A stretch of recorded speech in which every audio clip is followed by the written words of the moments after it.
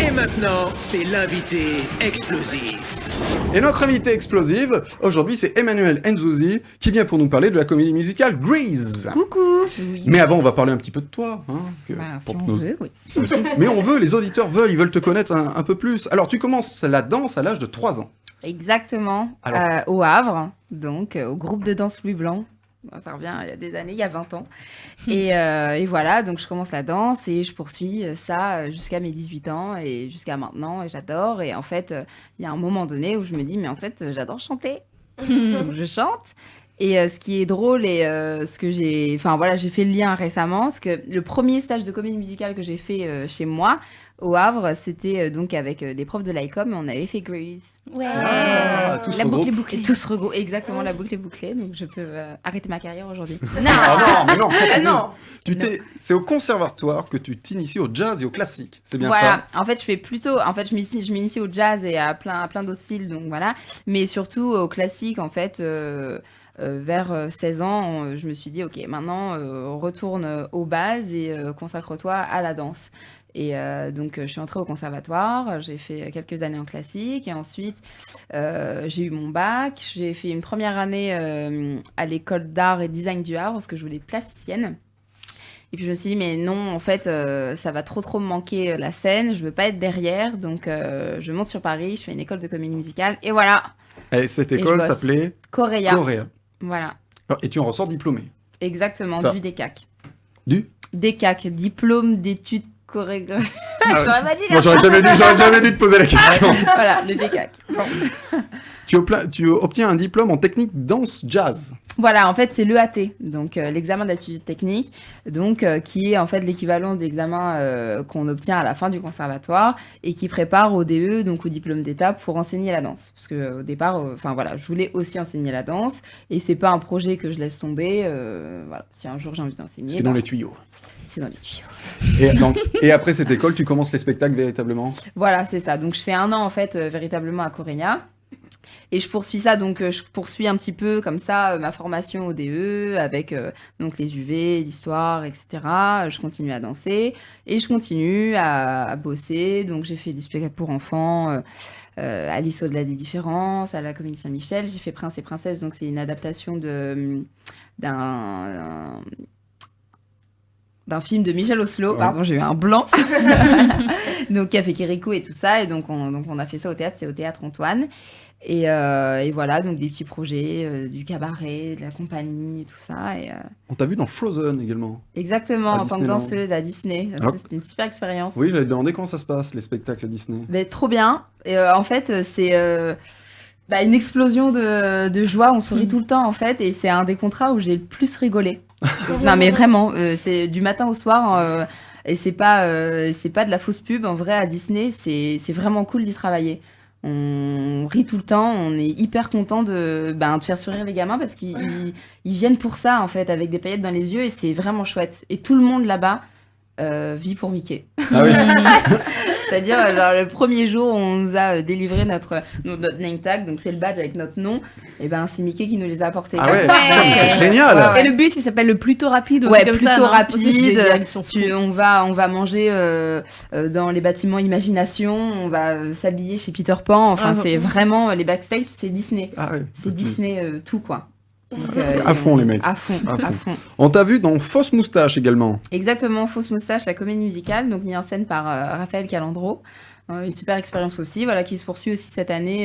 Il va y avoir des dates, voilà, des petites surprises. Et donc, c'est plutôt voilà, du vaudeville, du théâtre musical, et donc, qui traite des différences aussi. Donc, pour faire rapidement le topo, c'est l'histoire de voilà, mon personnage qui s'appelle Marie, et une jeune vierge un peu effarouchée qui veut se marier. Et qui a un amoureux aussi, qui est un immigré sans papier. Donc, dans l'histoire, ils vont essayer de se marier, d'avoir des papiers. Donc, il y a une histoire aussi de mariage gay. Voilà, ça se passe dans les années 2000 et c'est une super histoire. Et en parlant de Fausse Moustache, en 2015, on te voit dans Cats. T'as vu le Voilà. chaînon Petit lien. Félicitations. Amogador. Alors, tu jouais quel rôle dans Je Cats? jouais le rôle de Déméter. Voilà, donc une des chattes qui voilà, qui dans la tribu, en fait, s'est déjà échappée. Voilà. Donc, un peu comme Grisabella, donc, qui chante Le Grand Memory. Et donc, mon personnage chantait une des chansons phares du spectacle, Macavity. Et tu as également joué ce même rôle aux États-Unis dans la version anglaise. Exactement. Donc, plus précisément sur l'Oasis of the Seas.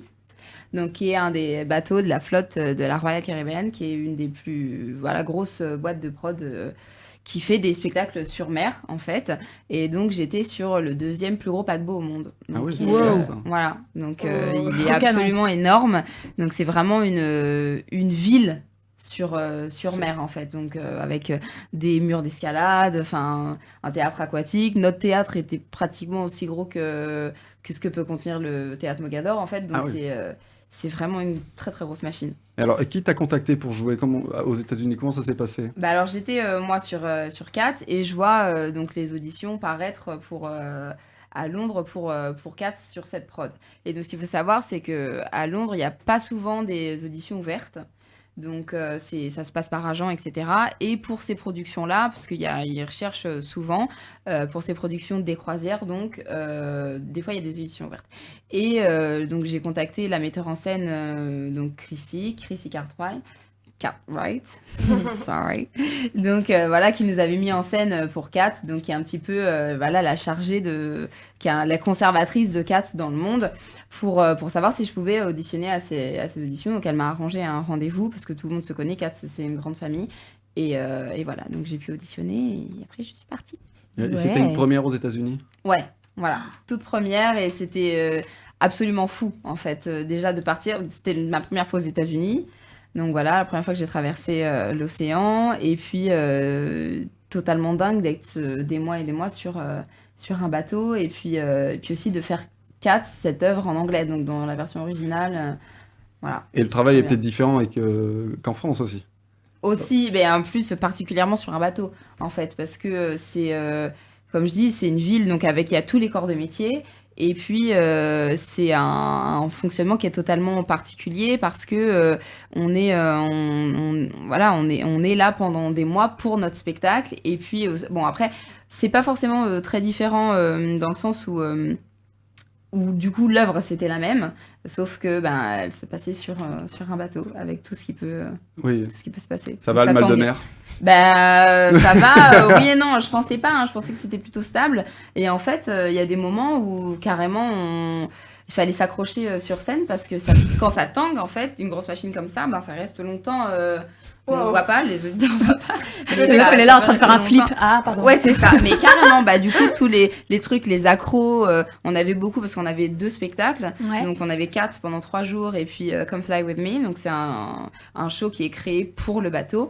Tout ce qui se passait en l'air, dans les airs, etc., ça, c'était cuté. Ok. Parce que dangereux. Ouais, donc très adapté selon le Exactement. temps. Ok. Ouais, carrément. C'est ouf. Alors, Ouais. ceux qui nous écoutent et qui ont le mal de mer, j'espère que ça va chez vous. Les mecs sont en train de tanguer. C'est ça. Et à partir du 28 septembre, tu vas retrouver les planches du Mogador, du théâtre Mogador, avec Grease. On va s'écouter un Exactement. petit extrait de Grease et puis on en parle après.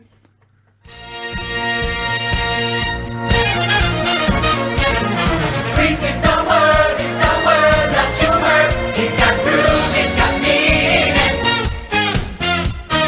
Grease is the time, it's the place, it's the motion. And Grease is the way we are feeling. This is the time of illusion. Wrapped up in trouble, placed in confusion. What are we doing? Voilà, Grease. Alors, Yes. je te laisse pitcher Grease et après on parle de ton personnage. Alors Grease, donc ce film que tout le monde connaît, ce film culte, 1978, Jim Jacobs. Voilà, donc c'est l'histoire de 2 amoureux, Danny et Sandy, et donc qui, au terme d'un amour à la plage pendant l'été, se retrouvent par hasard au lycée.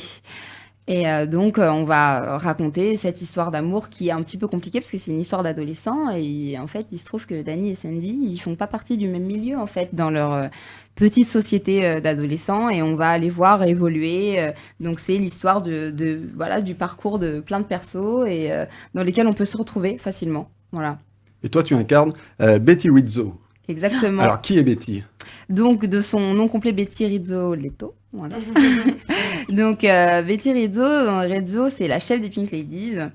On dit souvent que c'est la méchante de l'histoire et voilà, en fait, non, pas du tout. C'est un cœur sensible. Donc, c'est une jeune fille, jeune femme complètement sarcastique qui... on soupçonne qu'elle a eu une petite histoire avec Dany. Dany, si tu m'entends. Et donc, voilà, on va suivre son histoire qui va être un petit peu compliquée. Donc, je la révèle pas pour ceux qui n'ont pas vu Grey's, honte à vous. Mais voilà, donc c'est un des personnages que j'affectionne le plus en fait dans l'histoire et je suis ravie de l'interpréter. Et c'était un rêve de jouer dans Grease? En fait, ça m'est un peu tombé dessus parce que je pensais pas du tout. Et puis surtout c'est pas quand j'ai auditionné, je pensais à ce personnage complètement parce que c'est le plus intéressant. Mais par exemple, physiquement, je me serais jamais dit. T'identifies à la comédienne du film, ouais. Exactement. Ouais, donc du coup, c'est pas le plus évident. C'est pas le plus évident. Par contre, à choisir évidemment Grace Rizzo. Pourquoi ? Parce que sa chanson. Ouais. Donc, sa chanson et puis toute la complexité du personnage qui est vraiment très, très intéressant à jouer parce que c'est une jeune fille, justement, qui veut trop vite être une jeune femme et qui est rattrapée par tout ce qui se passe quand on a 17 ans et qu'on veut aller trop vite, en fait. Alors, qui t'accompagne sur scène? Oula, Il y a un plein de paquet monde, de plein de monde, monde. plein de monde. Donc, du coup, je sais pas si je vais pouvoir citer tout le monde, mais en tout cas, on a un beau gratin. Donc, on a vraiment de très, très, très beaux interprètes. Donc, dans les rôles titres, Dany à Alexis Loison, Sandy à Lisa Lalande. Ensuite, on a du beau monde, Alexandre Fetroni. On a Céline Groussard dans le rôle de Miss Lynch. Mes Pink Ladies, Astou Malvagay, Floris Souris, Sarah Manès. Et puis, mon amoureux, Yannis Sia, qui joue le rôle de Keniki et avec lequel je partage la scène donc depuis Frozen. On s'est rencontrés, on s'est rencontrés sur Frozen, on a poursuivi avec Kat et on se retrouve sur Grey's. Voilà. Alors comment cool. se sont passées les répétitions, les castings? Ça a été un boulot monstre. Ouais, complètement. Alors en plus, moi je suis arrivée un peu en plein milieu parce que je revenais à peine de la croisière et puis dans la même semaine, je suis arrivée directement dans les auditions. La meuf enchaîne, quoi. On a le un lundi, monstre j'étais à en notre France et le vendredi, j'étais en audition. Trop cool. Et top. En fait, ce qui se passe pendant les auditions de Grey's, c'est que on a eu pas mal de scènes de groupe, en fait. Voilà, tout simplement la scène d'exposition qu'on a dû présenter. Et en fait, on a dû faire ça d'un coup, donc fusionner et apprendre à connaître les gens. Donc, en plus, revenir à Mogador, c'est un peu revenir à la maison quand on y a passé un an. Donc, revoir les personnes qu'on connaît et les gens avec lesquels soit on a l'habitude de travailler ou pas. Mais donc, on a dû fusionner d'un coup pour créer donc des scènes où on est censé être amis. Et donc après, quand on est arrivé sur les répètes, on se connaissait tous, quoi. C'est bien. Donc donc les auditions nous ont amenés comme ça aux répètes. Et puis alors comment on commence des répètes à Mogador? Tout simplement, donc on a une longue période de répétition en studio. Voilà, on apprend face au miroir toutes les scènes, toutes les chorégraphies, donc avec le metteur en scène résident et le metteur en scène créatif. Donc qui nous vient, c'est la production hollandaise, voilà, de Stage. Et donc elle nous vient tout droit de là-bas et on a décidé, ils ont décidé en France de créer une version vraiment nouvelle génération de Grey's, donc avec un nouveau set, de nouveaux arrangements. Donc c'est vraiment, c'est comme si c'est une semi-création en fait. C'est la production française. Et donc on peut découvrir ça au Théâtre Mogador. C'est à partir du 28 septembre. Là, c'est bientôt. C'est dans 2 jours. Ouais, exactement. Bientôt la première. Donc là, on est en période de preview. Ça se passe très bien. On a des très bonnes critiques. Vous avez de bons retours? Ouais, on a des très bons retours de manière générale. Donc on est super contents. Puis on a hâte que le public vienne. Il vient déjà. Donc venez.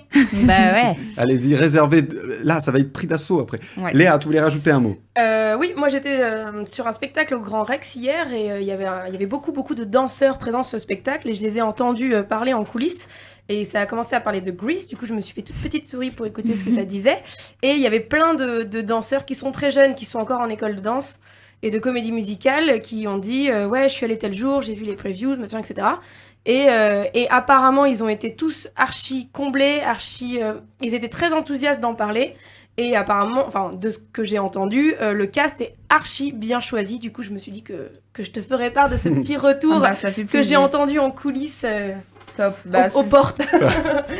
Ça fait plaisir. En plus, enfin, on le voit chacun dans son rôle et à sa place. Mais on a reçu déjà aussi des artistes chez Japan, Alexandre Fetroni, Alexis Loison, enfin de certains de tes camarades qui sont venus faire notre émission, donc on connaît un petit peu. Yes. Du coup, on est genre un peu tous très fiers ici. Ouais, on les connaît, les artistes, on les suit. On a reçu tout Grease, finalement. C'est ça. Mais ils sont derrière la porte. Et on retiendra que Léa écoute aux portes. Eh bien, allez applaudir Emmanuelle Nzouzi dans Grease au théâtre Mogador. Emmanuelle reste évidemment avec nous jusqu'à 21h. On la retrouve après Faustine Marécage.